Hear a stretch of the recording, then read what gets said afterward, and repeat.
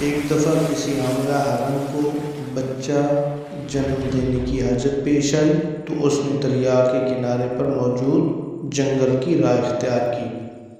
پھر یوں ہوا کہ اچانک موسم خراب ہو گیا، آسمان سے بجلی گری تو جنگل میں آگ لگ گئی۔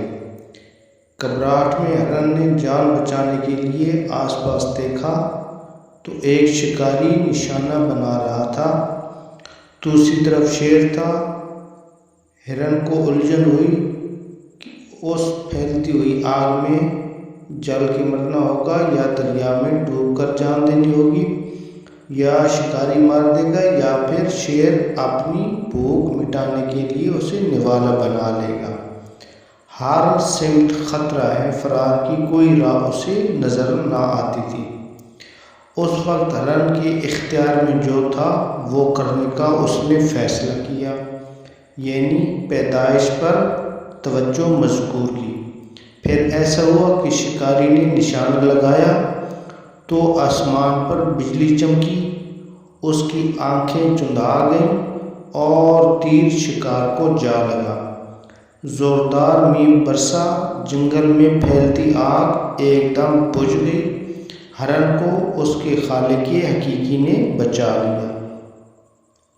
زندگی میں جب کبھی مشکلات و مصائب چاروں طرف سے گھیر لیں تو اس وقت وہ کام کریں جو آپ کر سکتے ہیں، باقی چیزیں اس ذات کریم کے لیے چھوڑ دیں جس نے نظام عالم کو چاروں طرف سے گھیر رکھا ہے، اور وہی ذات کریم آپ کی بھی حفاظت کرے گی۔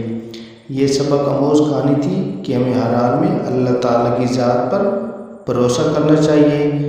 جب بھی کوئی مصیبت آئے، پریشانی آئے، اللہ تعالیٰ کی طرف رجوع کریں۔ اللہ تعالیٰ ہی آپ کی ہر قسم کی پریشانی، دکھ، تکلیف کو رفع کرے گا، ختم کرے گا۔ اللہ تعالیٰ ہم سب کو ہدایت عطا فرمائے۔